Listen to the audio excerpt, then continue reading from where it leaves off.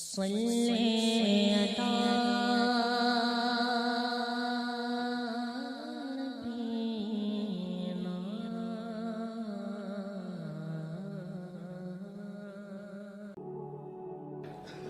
شریف میں 3-4 چیزوں کا خاص خیال رکھنا ہے ہم نے. خاص ایک تو رمضان شریف میں قرآن پاک سے خاص محبت فرمائیں.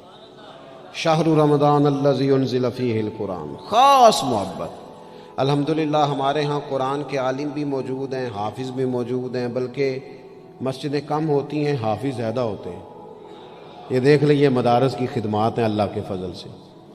قراء بھی ہیں، سب کچھ ہے. اب ضرورت ہے قرآن پاک سے محبت کرنے والوں کی.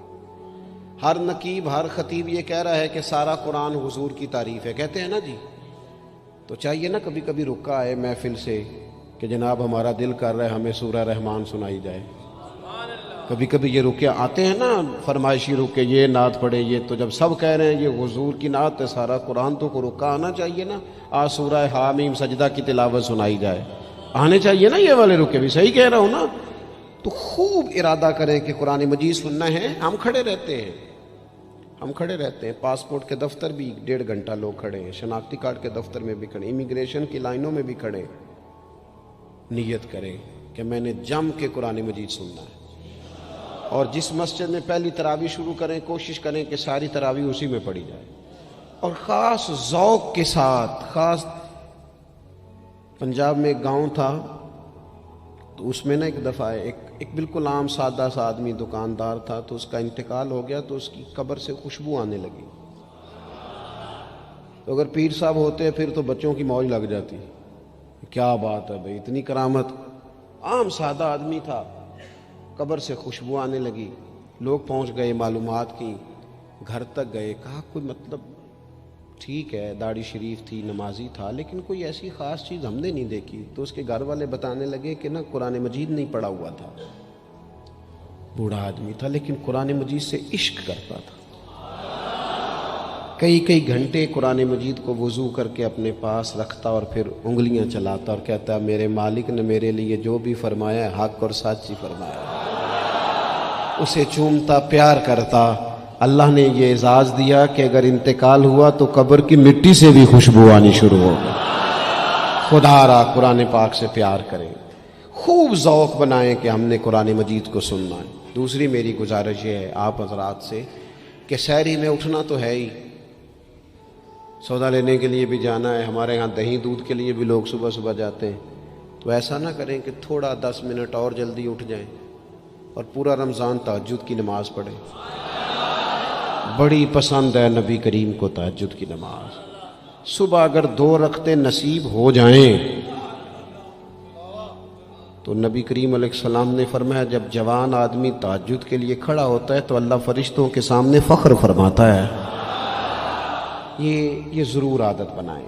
صبح جن لوگوں کو چند نفل نصیب ہو جائیں اور پھر وہ دعا مانگیں. ایک تو رمضان، پھر تہجد کا ٹائم، اس ذوق کو. اور تیسری گزارش میری یہ ہے،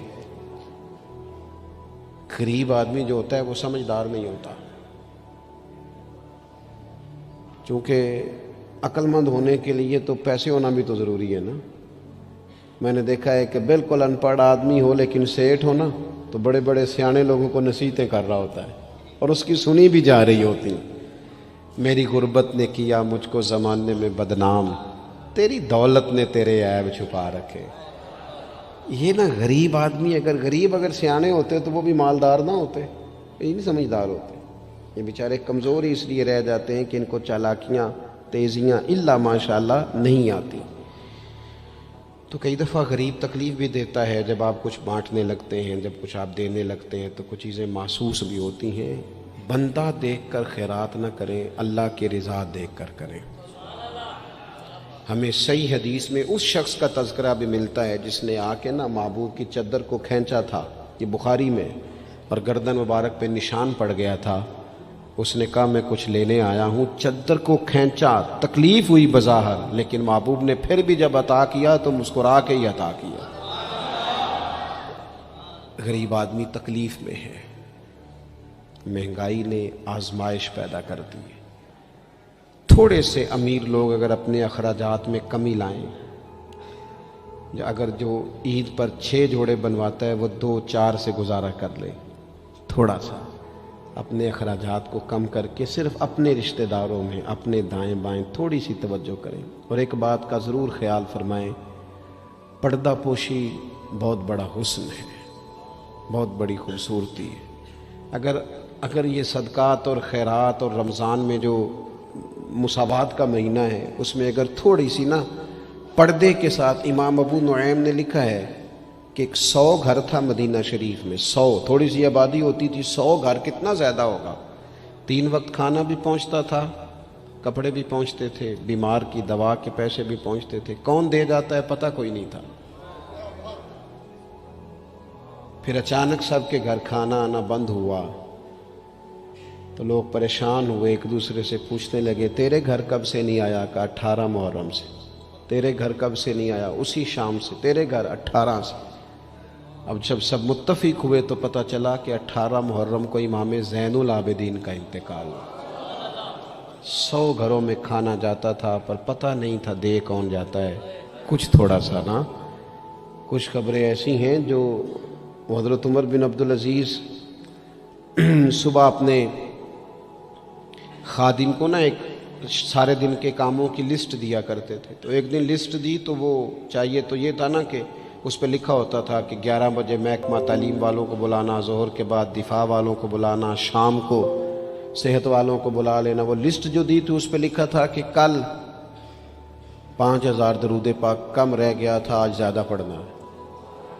وہ فلاں بیوہ کے گھر میں راشن پہنچانا ہے۔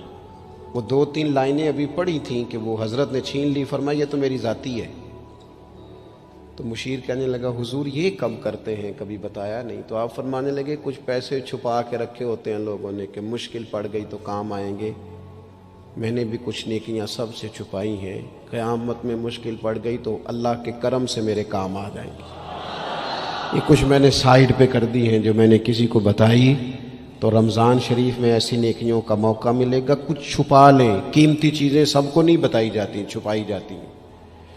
جن کو قیمتی سمجھتے ہیں نا، کروڑوں روپیہ جس کے پاس ہو وہ تھوڑی بتاتا ہے میرے گھر میں 50 تولے زیور پڑا، تھوڑی کو بتائے گا۔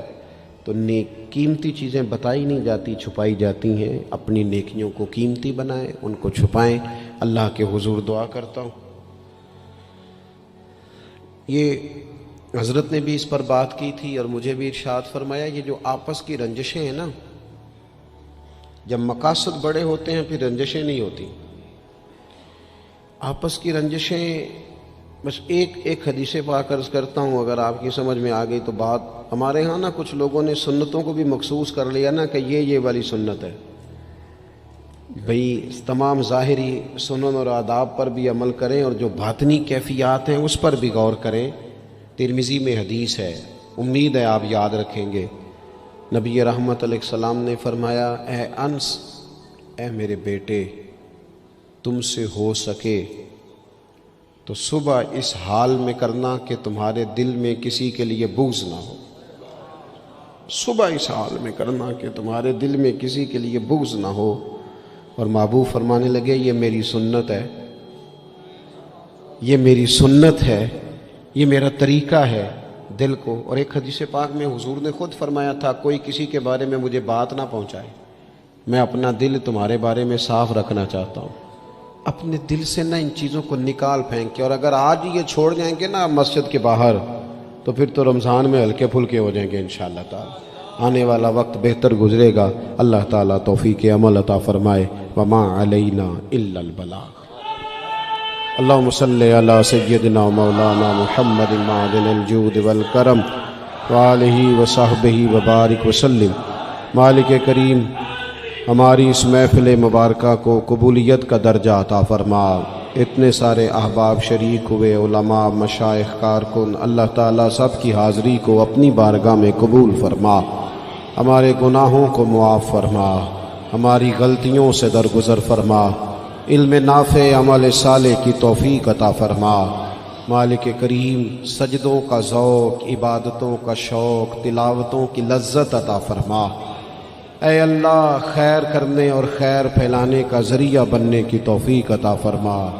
ہم سب کو شر سے محفوظ فرما۔ اے اللہ دلوں کے قبلے سوچوں کے زاویے درست فرما، دروازہ رسول صلی اللہ تعالی علیہ وسلم کی غلامی اور گدائی عطا فرما، بیماروں کو شفا عطا فرما، مقروضوں کو قرض کے بوجھ سے رہائی نصیب فرما، جو تنگ دست ہیں ان کے رزق میں وسعت فرما، امت کے حق میں رحمت والے فیصلے فرما، عالم اسلام پر اپنا خاص فضل و احسان فرما، پاکستان میں نظام مصطفیٰ صلی اللہ تعالی علیہ وسلم کے سویرے کو طلوع فرما، قرب و جوار سے دور دراز سے جتنے احباب آئے قدم قدم برکتیں عطا فرما، جس خوبصورتی کے ساتھ یہ اہتمام کیا گیا اہتمام کرنے والوں کی کاوش کو اپنی بارگاہ میں قبول فرما، ہمارا خاتمہ بالخیر بالایمان فرما۔ دنیا علامہ اسرار صاحب علیل ہیں، مالک کریم شفا عطا فرما، تمام بیماروں کو شفا عطا فرما، دنیا اور آخرت میں ہماری پردہ پوشی فرما۔ اللہم انا نسألک العفو والعافیۃ فی الدین والدنیا والآخرہ، رب اغفر وارحم وانت